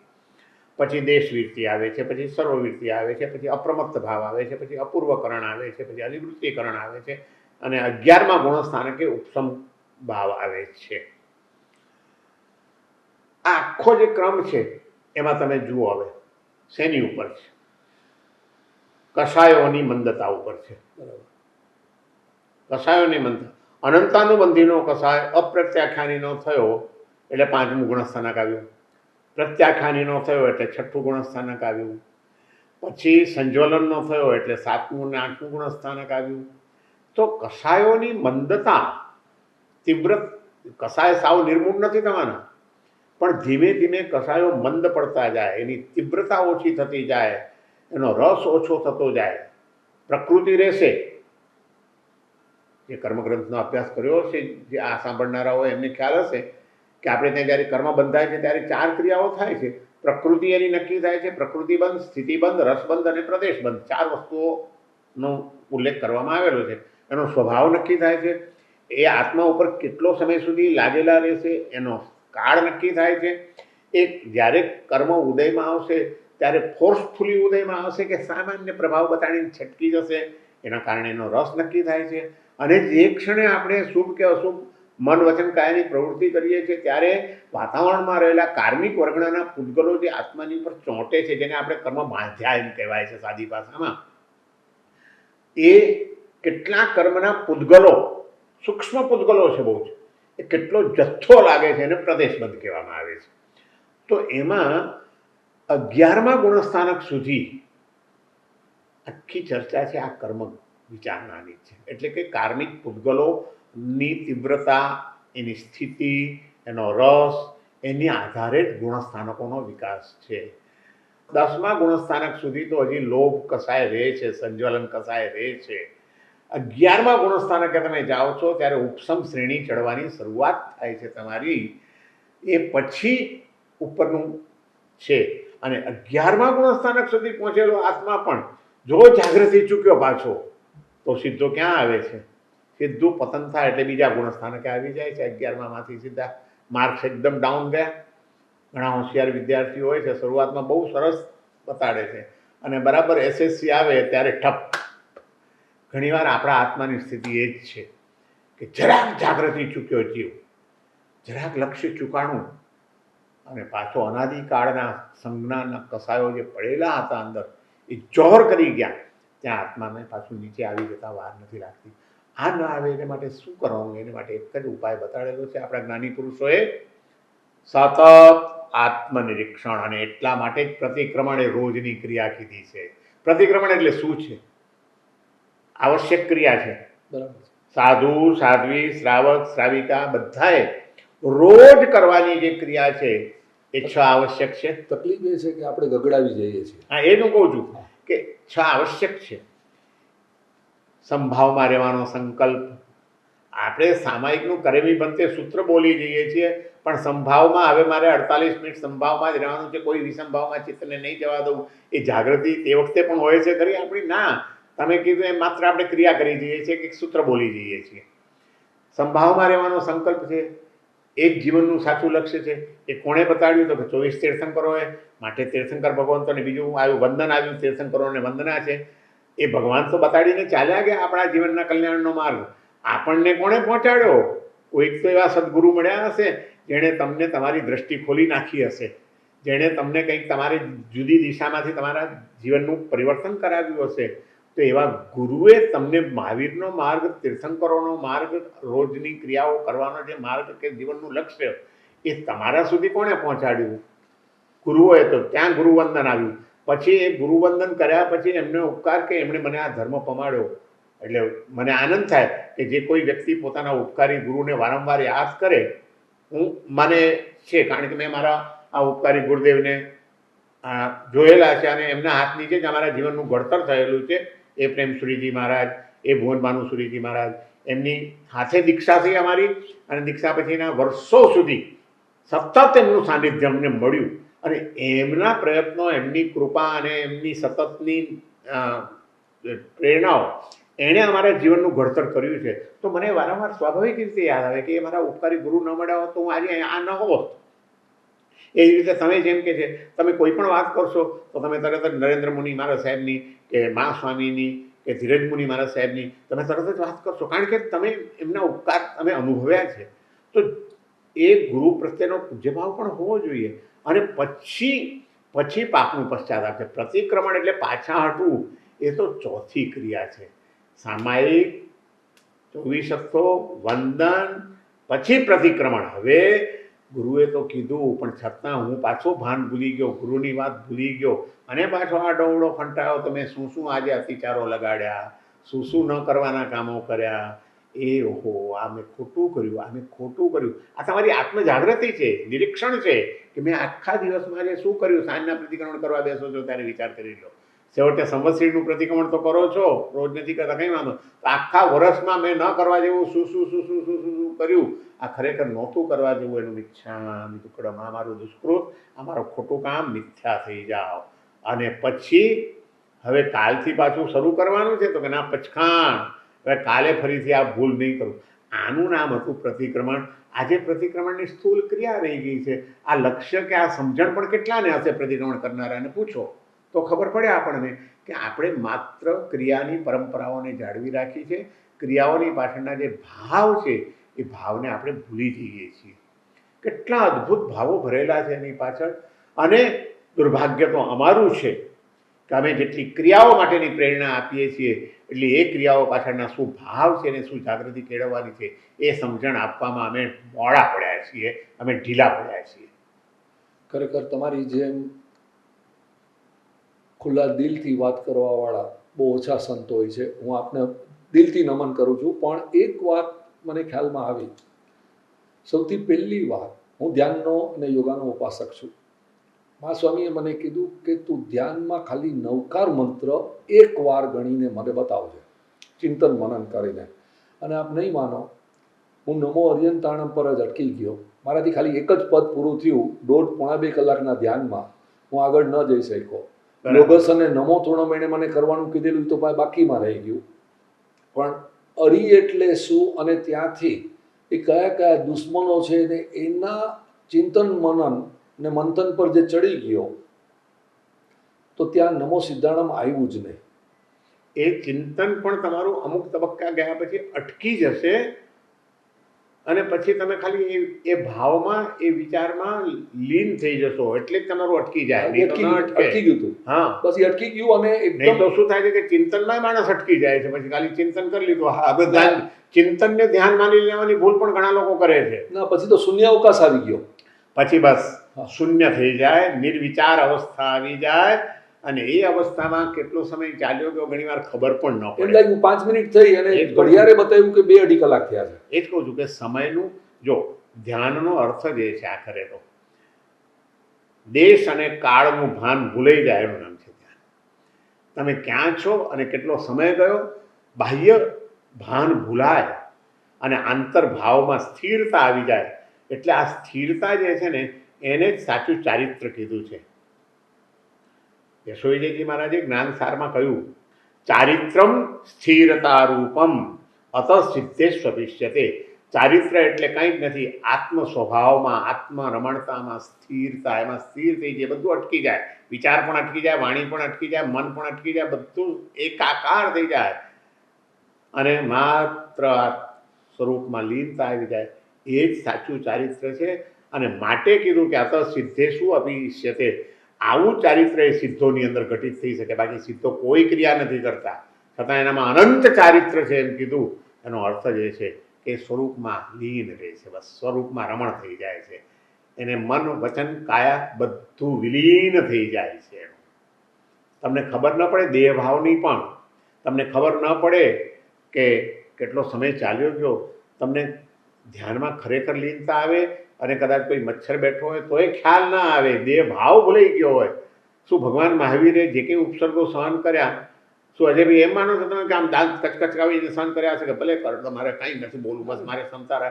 અરે એને ખબર જ નથી પડી કે કેટલો સમય નીકળી ગયો, આખી રાત નીકળી ગઈ ધ્યાનમાં કાઉસક અપાણમ બોસીરામી કરીને બસ ખોઈ ગયો તો અને દેહ ભાવથી ઉપર ઉઠી ગયો.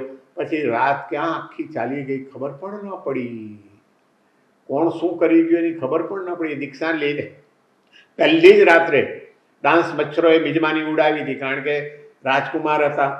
દીક્ષા લેતા પહેલાં નંદીવર્ધન રાજાએ અને બધા એના શરીર પર સુગંધી દ્રવ્યોના વિલેપન કરેલા હતા. અને પહેલી જ રાત્રે જંગલમાં જઈને કાઉસક ધ્યાનમાં ઊભા છે, ત્યાં એ સુગંધથી ખેંચાઈને બધા ડાન્સ ને મચ્છર ને ભમરા ને બધા આવ્યા છે અને એને મજા આવે છે. એટલે એણે તો મિજબાની કરી અને ભગવાન મહાવીરને ખબર જ નહોતી. કેમ? દેહભાવથી અપાણમ ઓસિરામી કરી દીધું એટલે કરી દીધું. અને એ પ્રેક્ટિસ એમની નંદીવર્ધન રાજાના ઘરે જ 28 થી 30 વર્ષ સુધી, 2 વર્ષ સુધી એમણે કર્યું છે. શું પ્રેક્ટિસ જ કરી હતી. સાધુ પણ હું લીધું નહોતું, પણ ભાવથી સાધુ થઈ ગયા હતા. તો વડીલ બંધુના આગ્રહના કારણે એને 2 વર્ષ સંસારમાં રહેવું પડ્યું માટે રહ્યા હતા, બાકી તો કંઈ સાધુ જ હતા. એ પ્રેક્ટિસ કરી હતી ને સિદ્ધ દીક્ષાને પહેલે જ દિવસે એની સિદ્ધિ પણ મળી. આખી રાત એમને કશું પણ દેહ ભાવ આવી ન શક્યો. તો આ હકીકતમાં એ જ છે કે તમે જેમ કીધું એમ કે નમો હરિયંતાણમ ને હરિ ઉપર પણ અટકી જવાય. ખાલી આંતર શત્રુઓનું ચિંતન કરતાં કરતાં કરતાં કરતાં કરતાં તો તમે એમાં ઊંડા ઉતરતા જાઓ.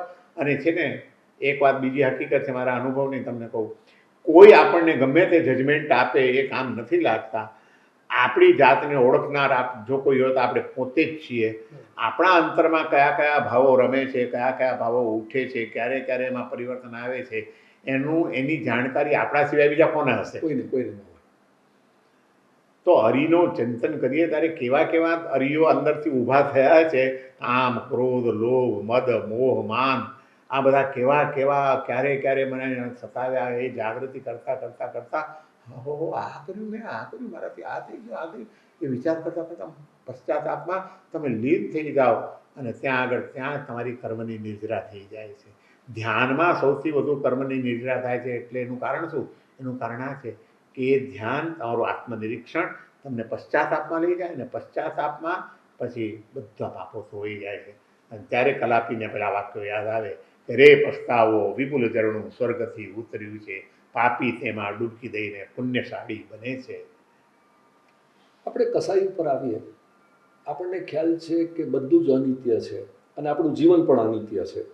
50 વર્ષ, 70 વર્ષ, 90 વર્ષ, અને છતાં પણ આપણો લોભ છે, આપણી અતૃપ્તિ છે, આપણી તૃષ્ણા છે, એ જતી નથી. એનું કારણ છે અનાદિકાળના સંસ્કારો. આ સમજણ જે છે કે આ ખોટું છે, લોભ ખોટો છે, મોહ ખોટો છે, બધો ખોટો, એ સમજણ કે એ વિચારો કે એ સ્પષ્ટતા એ કેટલા વખતથી આવી છે? બહુ તો આ જન્મમાં. એમાં પણ સદગુરુ નહોતા મળ્યા એ પહેલાં શું સ્થિતિ હતી? એ સમજણ પણ ક્યાં હતી? પહેલાં તો ઊંધા માર્ગે દોડતા હતા કે નહીં? તમે હું આપણે બધા જ દોડતા હતા. એ તો કોક સદગુરુ મળી જાય, પુણ્યનો ઉદય હોય ત્યારે તો સદગુરુ મળે છે. સદગુરુની પ્રાપ્તિ પણ એમને એમ નથી થતી. પરમાત્માની કોઈ દિવ્ય અચિંત્ય કૃપા હોય તો સદગુરુ મળે, અને સદગુરુની અચિંત્ય કૃપા હોય તો પરમાત્મા મળે. બંને એકબીજાની સાથે સંબંધિત છે. ગુરુની સાચી કૃપા વિના પરમાત્માની પ્રાપ્તિ થતી નથી, અને પરમાત્માનો અનુગ્રહ થયા વિના સદગુરુની પ્રાપ્તિ થતી નથી. અને એવા ગુરુ મળ્યા પછી ભાન આવ્યું કે આ ખોટું છે, આ લોભ ખોટો છે, આ મોહ ખોટો છે. એ પહેલાંના અનંત જન્મોનો આપણો સંસ્કાર કયો છે? તો આ સંસ્કાર પછી નવો આપણે ઘૂંટી રહ્યા છીએ, અને પેલો સંસ્કાર તો ઘૂંટાઈને સહસ્ત્રપુટી નહીં, લક્ષપુટી નહીં, કરોડો ફૂટ લાગી ગયા છે અનંત કાળના. એને ધોવાતા વાર લાગે. આ જ જન્મમાં બધું ધોવાઈ જશે એ વધુ પડતી આશા છે આપણી પણ.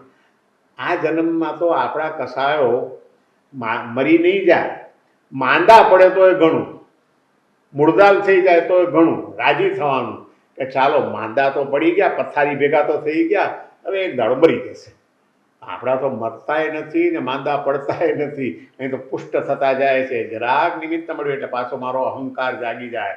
હું એટલે જીનચંદ્ર વિજય, હું વક્તા, હું આ, હું તેમ, હું જ્ઞાની. આ ભાવ ભલાને પછાડે છે. નહીં તો 10 પૂર્વનું જ્ઞાન મેળવનાર સ્થૂલીભદ્રજીને અહંકાર આવી શકે? આખા સંસારનો મોહ છોડનાર બાહુબળીને અહંકાર સતાવી શકે? પણ આ અનાદિકાળના સંસ્કારો. પણ એમાં એક વસ્તુ કદાચ હું નથી કહેતો કે મારા મા સ્વામી સાચા હતા, પણ અને મારા ગુરુદેવ જ મૂકું, નરેન્દ્ર મુનિને મા સ્વામી મૂકું એટલે શું છે કે કોઈ બીજી વ્યક્તિ ન આવે. ના બરાબર. ગુરુદેવના જીવતા એ મને હંમેશા કહેતા કે નવકાર લોગસ અને નમો થોણમની માળા ગણજે.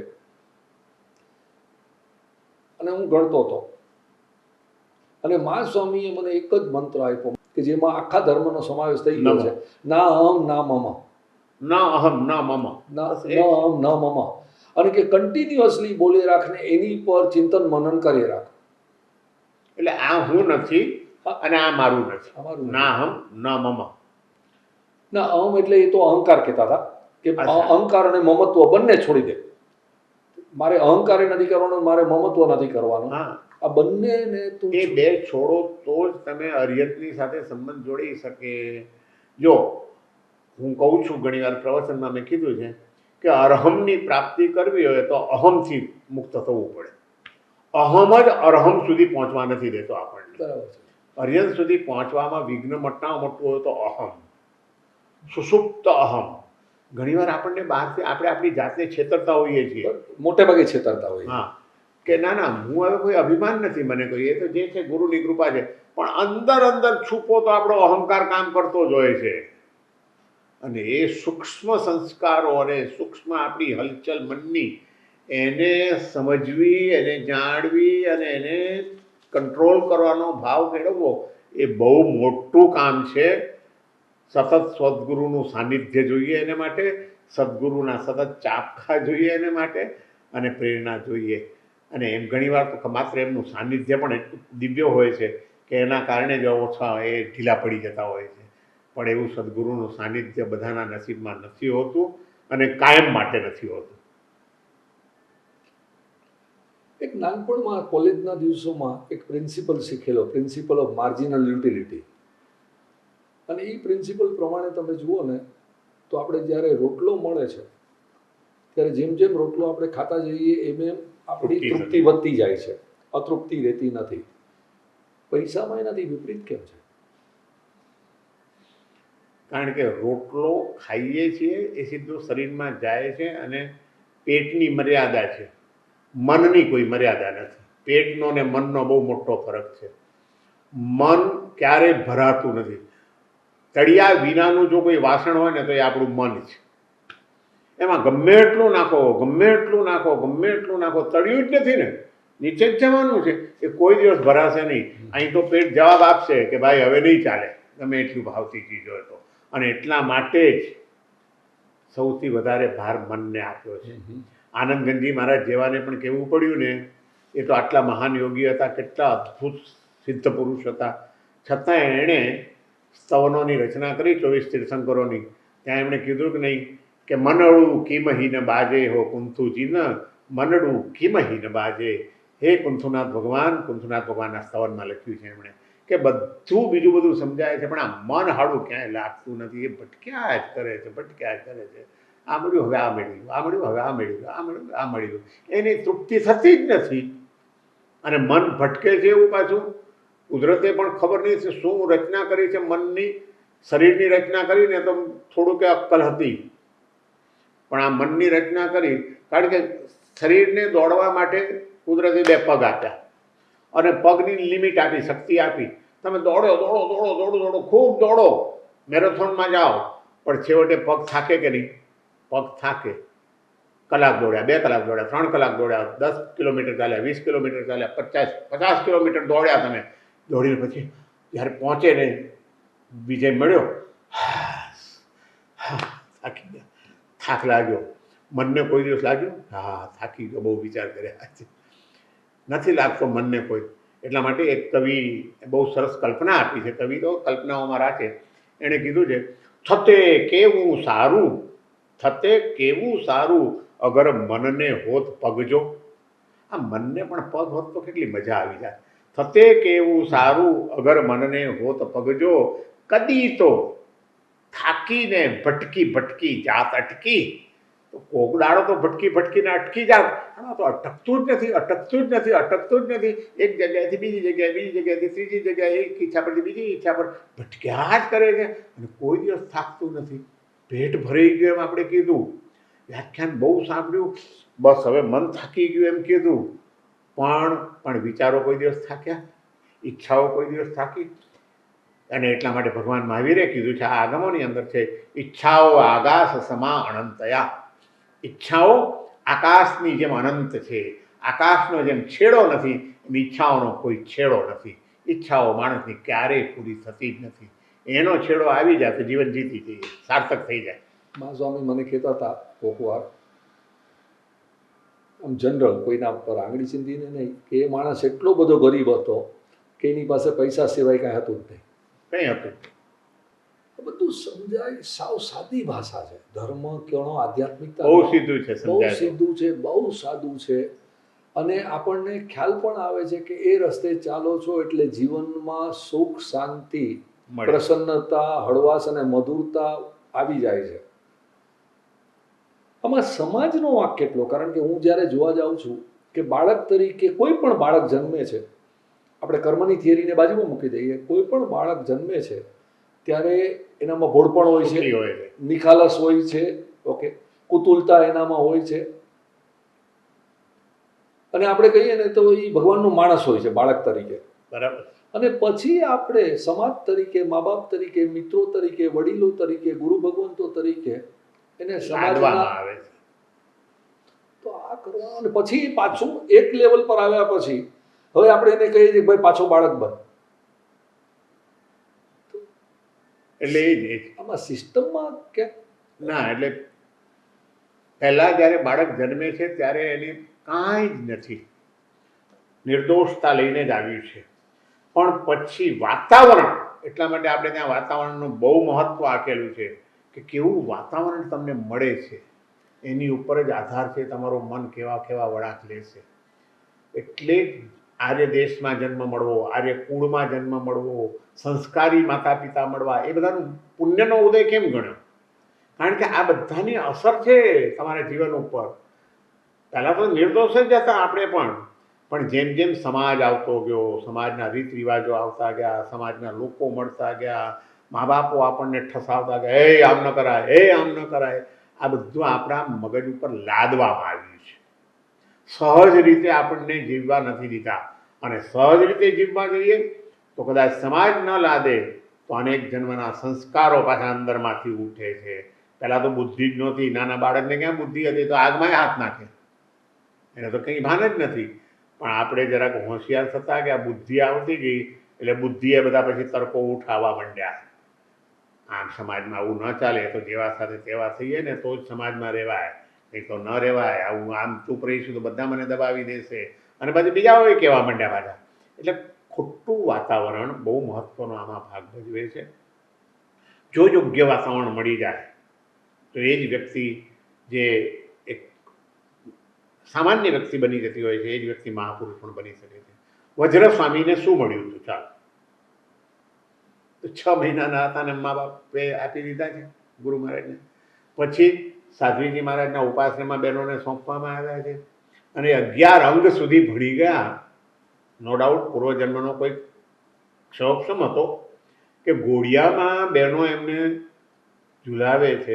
સાધ્વીજી મહારાજો બોલીને સ્વાધ્યાય કરે છે 11 અંગનો, અને એ સાંભળતા સાંભળતા એમને યાદ રહી જાય છે. હવે એને વાતાવરણ 6 મહિનાના હતા ત્યારથી કયું મળ્યું? હવે એ જ વજ્ર સ્વામીને જો સંસારનું વાતાવરણ મળ્યું હોત તો જુદા થયા હોત. એટલે આમાં વાતાવરણ સૌથી મહત્વનો ભાગ ભજવે છે અને એટલા માટે જ કીધું છે કે હંમેશા અશુભ નિમિત્તોથી બચતા રહો અને શુભ નિમિત્તો, શુભ વ્યક્તિઓ, શુભ વિચારો એના પડખા સેવતા. અત્યારનો જે સમય જોઈએ એમાં કોમ્પિટિશન અને કમ્પેરિઝન એ ચાલુ જ રહેવાની છે. હરીફાઈ અને સરખામણી ચાલુ જ રહેવાની છે. તો આમાંથી બચવું કેવી રીતે? આપણે આપણા મનને મનાવવું પડે. ચાલો હરીફાઈ કરીને પણ એનો એન્ડ છે કોઈ? હરીફાઈ કરશું, તમે ગમે એટલી હરીફાઈ કરો, હું તમારી હરીફાઈ કરું, પણ જ્યાં તમારા સ્થાન ઉપર હું પહોંચીશ, તમારા લેવલ ઉપર, ત્યાં તમારાથી પણ આગળનું મને કંઈ દેખાવાનું છે કે નથી દેખાવાનું આ દુનિયામાં? પછી એની ઈચ્છા જાગશે. એટલે મેં કીધું ઈચ્છાઓનો અંત જ નથી કોઈ. અને કોમ્પિટિશન ભલે આપણે કરવા જઈએ, પણ એ કોમ્પિટિશન કર્યા પછી એ શાંતિ નથી માણસને. શાંતિ તો ઈચ્છા રહિત થવામાં છે. ઈચ્છાઓને જો તમે ઓછી કરો તો જ શાંતિ છે, કોમ્પિટિશનમાં નથી. એ વાત સમજવી પડે તમારે કે ચાલો મેં કોમ્પિટિશન કર્યું, કેવલનું હું કોમ્પિટિશન કરું કે એને આટલી ટેકનોલોજી આવડે છે, મને બી આવડવી જોઈએ, ચાલો હું બી સમજું. હું એની પાસે ઘણી વાર બેસું, હું કહું ભાઈ મને તો થોડું સમજાવો કંઈક, કેવી રીતે તું કરે છે આ બધું. પણ હું એના જેટલો હોશિયાર નથી થઈ શકવાનો અને કદાચ બહુ મહેનત કરું થવું તો પછી એના કરતાં હોશિયાર માણસો છે કે નહીં આ દુનિયામાં? ત્યાર પછી મને લાગશે આ તો ખબર પડી મને, આ લોકો શું કરે છે એ તો મને ખબર પડી જ નથી. એનો અંત જ નથી. એના કરતાં મારે સ્વીકારી લેવાનું કે આ વિષય મારો નથી. અને જેનો જે વિષય છે એની પાસેથી આપણે એની મદદ લઈ લેવાની. બાકી આપણી મગજ બગાડવાની ને આપણો સમય બગાડવાની જરૂર નથી. એમ જો હું સમજી લઉં તો મને કોઈ ચિંતા નથી. એટલે આખરે તો ઈચ્છાઓ દુઃખી કરે છે અને એટલા માટે હરિભદ્ર સુરી મહારાજ, હું ફરીથી હરિભદ્ર સુરી મહારાજને યાદ કરીશ. હરિભદ્ર સુરીજી મહારાજે જીવનની સફળતાના 5 સ્ટેપ બતાડેલા છે. તમારો વિષય છે સાર્થક્ય, એટલે હું ફરીને ત્યાં આવું છું. એમણે જીવનની સફળતાના 5 સૂત્રો, 5 સ્ટેપ આપ્યા છે. મેં પર્યુષણમાં એક વખત એક ઉપર એક પ્રવચન, એમ 5 પ્રવચન મેં આપ્યા છે. કે એમણે કીધું કે જીવનની સફળતા છે, તો એમણે 5 બતાડ્યા. અધ્યાત્મમ ભાવના ધ્યાનમ સમતા વૃત્તિ સંક્ષય. કે જીવનને સફળ બનાવવું હોય તો સૌથી પહેલું પગથિયું છે અધ્યાત્મ. અધ્યાત્મ એટલે આત્માને કેન્દ્રમાં રાખીને થતું ચિંતન, આત્માને કેન્દ્રમાં રાખીને થતા વિચારો, આત્માને કેન્દ્રમાં રાખીને થતી પ્રવૃત્તિઓ. ટૂંકમાં મન, વચન, કાયાની પ્રવૃત્તિઓ એના કેન્દ્રમાં અત્યારે જડ છે.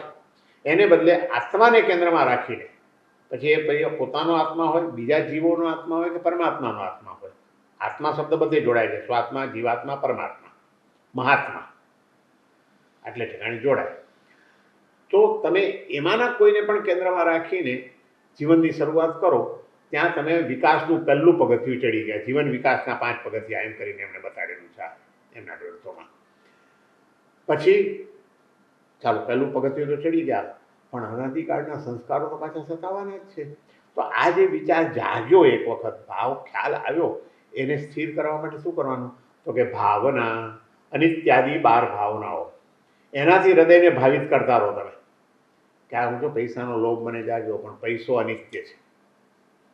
આ શરીરને આમ પહેલવાન બનાવવાનો મોહ જાગ્યો, પણ શરીર પણ અનિત્ય છે, ક્ષણભંગુર છે. આ કીર્તિનો મોહ મને જાગ્યો, પણ ભલભલાની કીર્તિઓ ધોવાઈ ગઈ છે કે નહીં, એ પણ અનિત્ય છે. તો અનિત્ય છે. આને બધું હોય છતાં જ્યારે ગડપણ આવશે, વૃદ્ધત્વ આવશે, મોત આવશે, ત્યારે પૈસો કામ લાગશે, મિત્રો કામ લાગશે, સ્વજનો કામ લાગશે, મારી બુદ્ધિ કામ લાગશે? ના, હું અનાથ છું. એટલે આ શરણ ભાવના. સંસાર કેટલો બધી વિચિત્રતાઓથી ભરેલો છે. અનિત્યાદિ 12 ભાવનાઓનું ચિંતન.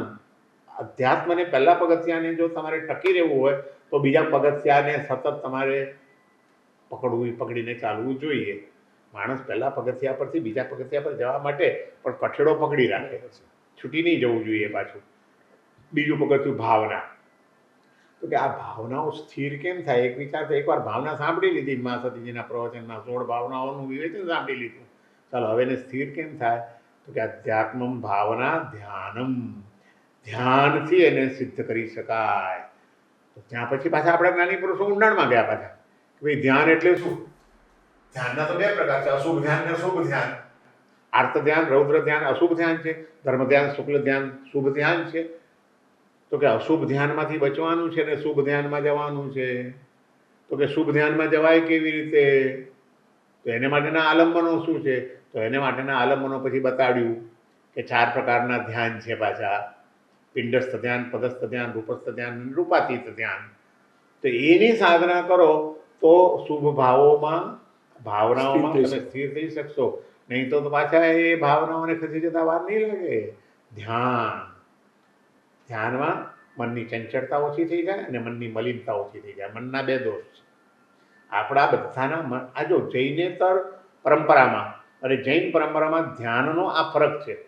બીજે ઠેકાણે એમ બતાવ્યું કે ચિત્તની એકાગ્રતા એનું નામ ધ્યાન. જૈન દર્શન ઊંડાણમાં ગયું. એણે કીધું ભાઈ ચિત્તની એકાગ્રતા એનું નામ ધ્યાન તમે કહેશો તો ચિત્તની એકાગ્રતા તો ભોગ ભોગવવામાં પણ આવે છે કે નહીં?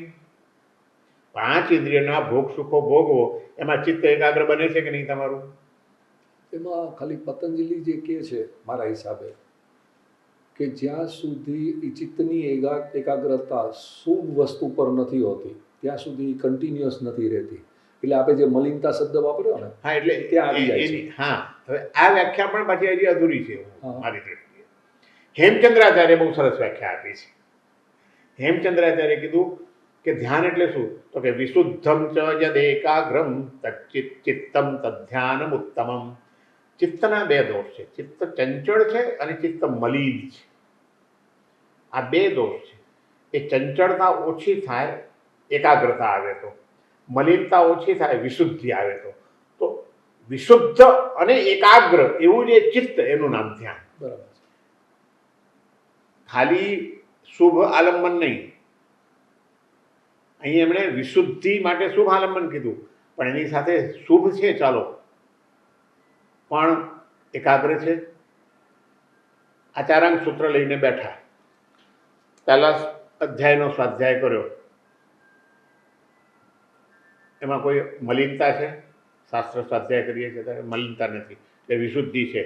પણ એકાગ્રતા છે કે જેમ જેમ શ્લોક બદલાય તેમ તેમ મનના અધ્યવસાયો બદલાય છે. એટલા માટે 12 પ્રકારના તપમાં સ્વાધ્યાયને જુદો પાડ્યો ને ધ્યાનને જુદું પાડ્યું. 12 પ્રકારનો તપ આપણે જે બતાડ્યું ને આભ્યંતર તપ, એમાં તમે જુઓ સ્વાધ્યાય જુદો છે ને ધ્યાન જુદું છે. જો એક જ હોત તો 2 પાડવાની જુદી શું પાડવાની જરૂર હતી? તો ત્યાં આગળ એક વિશુદ્ધિ છે પણ એકાગ્રતા નથી, અને ધ્યાનમાં એકાગ્રતા છે પણ જો વિશુદ્ધિ ન હોય તો એને શુભ ધ્યાન ન કહેવાય પાછા. એટલા માટે હેમચંદ્રાચાર્ય વ્યાખ્યા આપી, વિશુદ્ધમ ચ યદ એકાગ્રમ ચિત્તમ તદ ધ્યાનમ ઉત્તમમ. વિશુદ્ધ અને એકાગ્ર એવું જે ચિત્ત એનું નામ ધ્યાન. આ ધ્યાન એ ભાવનાઓને સ્થિર થવા દે. વિશુદ્ધિ આવી ગઈ એટલે અશુભ ભાવો નીકળી ગયા, એટલે ભાવના શુદ્ધ થઈ ગઈ. તો અધ્યાત્મ, ભાવના, ધ્યાન. હવે ધ્યાન દ્વારા શું થાય? તો કે સમત્વ આવી જાય, સમતા. ચોથો પગથિયું બતાડ્યું, સમતા, સમતા. હવે ન રાગ ન દ્વેષ. પછી હું બીજા, એટલે મારું નથી, મારું તો કંઈ છે જ નહીં, જે કંઈ છે જ્ઞાની પુરુષોનું છે, પણ એને આપણે શોધવું પડે, ગોતવું પડે, એમના શબ્દોમાંથી રહસ્ય કાઢવા પડે. હવે સમતા આપણે ત્યાં બહુ પ્રચલિત શબ્દ છે, પણ સમતાના 3 અર્થ કરવામાં આવેલા છે પાછા. એક સમતા એટલે ન રાગ ન દ્વેષ. બીજું સમતા એટલે સમાનતા, જેવો મારો આત્મા છે એવો જ સૌનો આત્મા છે, એનું નામ પણ સમત્વ છે. આત્મ સમદર્શિત્વ, સમાન જુઓ બધા આત્માઓને, સમદર્શિત્વ. અને ત્રીજું સમતા એટલે સમત્વ એટલે બેલેન્સ. ના આમ ઢળે ના આમ ઢળે, પક્ષપાત નહીં કોઈ પણ ચીજનો, જે છે એનો શાંત સ્વીકાર, બસ માત્ર. તો આ સમતા એ ધ્યાન દ્વારા આવે, એ વિના નથી આવતી. સમત્વ નહીં આવે, રાગદ્વેષની મંદતા નહીં આવે, બીજા જીવોની સાથેની ત્યાં સુધી પેલી ભાવનાઓ શુભ નહીં થઈ હોય અને ઇત્યાદિ, અને ધ્યાન નહીં લાગ્યું હોય, ચિત્તની વિશુદ્ધિ નહીં આવી હોય, તો તમે એનાથી બચી શકો છો? રાગ દ્વેષથી નહીં બચી શકો. એટલે અને બીજા જીવોની વિશેષતા તમે નહીં જોઈ શકો, કારણ કે તમારો અહંકાર, ત્યાં પાછો અશુભ ભાવ આવી ગયો. અહંકાર આવ્યો તો એમનામાં એક ગુણ છે, એ ગુણો નહીં જોઈ શકું મારા અહંકારના કારણે, અથવા તો મને એમની પ્રત્યે અદેખાઈ છે, દ્વેષ ભાવ છે. તો એ ગમે એટલા સારા હશે આ માણસ, તો મને એના પ્રત્યેની દ્વેષ ભાવ હોવાના કારણે એની સારપ હું સ્વીકારી શકીશ નહીં? સ્વીકારી શકું. એટલે આવા બહુ જ્ઞાની પુરુષોના એક એક વાક્યમાં એટલા ઊંડા રહસ્યો પડ્યા હોય છે કે આ સમજતો. પણ ક્ષમતા આવી ગયા પછી શું થાય? હવે છેલ્લું સ્ટેપ બતાવ્યું જીવનની સફળતાનું, કે આધ્યાત્મિક વિકાસનું છેલ્લું સ્ટેપ શું છે? અધ્યાત્મમ ભાવના ધ્યાનમ સમતા વૃત્તિ સંક્ષય. હવે ઈચ્છાઓ નીકળી ગઈ, ઈચ્છા રહિત. વૃત્તિ એટલે ઈચ્છા, કોઈ ઈચ્છા જ નથી રહેતી. અને ઈચ્છા ન હોય એના જેવું સુખ બીજું કોઈ નથી. ઈચ્છા જ બધા દુઃખનું કારણ છે. મને એક ઈચ્છા જાગી, તો એ ઈચ્છા પૂરી કરવા માટે હું પ્રયત્ન કરવાનો કે નહીં કરવાનો? કરવાનો. એમાં મને એમ લાગે કે અજયભાઈ મને આડા આવે છે આ પ્રાપ્તિ કરવામાં, તો મને તમારી પ્રત્યે દ્વેષ જાગશે કે નહીં જાગે? દ્વેષ જાગવાનો જ છે. પણ મને ઈચ્છા જ ન હોય તો કોઈ દિવસ મને તમારી પ્રત્યે દ્વેષ જાગશે? કંઈ નહીં જાગે. મારા મનમાં અહંકાર જ નહીં હોય તો મને તમારી સાથે કંઈ અદેખાઈ કરવાનું મન થશે? નહીં થાય. તો ઈચ્છા રહિત થવું, કોઈ ઈચ્છા નહીં. ઈચ્છા નથી રહેતી તો પછી કોઈ કારણ જ નથી રહેતું અશાંત થવાનું. અને ત્યારે જીવન સફળ લાગે છે કે હવે શાંતિ છે, પરમ શાંતિ. એટલા માટે એક કવિએ પાછું કીધું કે રાખું ના આસ કદી કોઈ પાસ, રાખું ના આસ કદી કોઈ પાસ, પછી કહો કોણ કરે નિરાશ? ઈચ્છા જ ન હોય, આશા જ ન હોય, મને તો નિરાશ કોણ કરી શકે? મને આશા રાખીએ છીએ માટે નિરાશા મળે છે. આશા જ ના રાખો, ઈચ્છા જ ના રાખો. બસ ઈચ્છા જ નથી. ચાહ ગઈ, ચાહ એટલે ચાહના, ઈચ્છા. ચાહ ગઈ ચિંતા ગઈ, મનવા બે પરવા, जिसको कछू न चाहिए वो है શહેનશાહ. જેને કંઈ જોઈતું જ નથી એ મોટો શહેનશાહ છે. તો આપણને દુઃખી કરે છે આપણી ઈચ્છાઓ. આપની વાત સાચી છે સાહેબજી. આપનો ખૂબ ખૂબ આભાર. બીજાનું તો મને નથી ખબર, પણ હું ઘણું બધું શીખીને આજે જાઉં છું અહીંથી. ના ના, એવું નથી. તમારો તો ઘણો બધો અભ્યાસ છે ને, આવા બધા શીખીને જાઉં છું આપની પાસે. પણ બસ આપણને તત્વચિંતન ને તત્વ વાર્તા કરવાનો આનંદ મળ્યો તમને ને મને પણ આનંદ થયો કે આટલી ક્ષણો કમસે કમ મારા મનમાં કોઈ દુર્વિચાર તો નથી આવ્યો, કોઈ ખોટો ભાવ તો નથી જાગ્યો. બસ આ વર્તમાનની આટલી જે પણ આપણી પળો ગઈ, કલાક દોઢ કલાક, એનો આનંદ. અને હજારો અને લાખો માણસો આમાંથી બોધ લેશે અને એમના જીવનમાં પણ એક નવી સવાર ઊભી થશે. Thank you very much. ચાલો, આનંદ થયો. અરે ભાઈ, બસ તમારા દ્વારા આવા સત્કાર્ય અને સદવિચારોનો પ્રસાર થતો રહે એવી મારી શુભકામના તમારા માટે.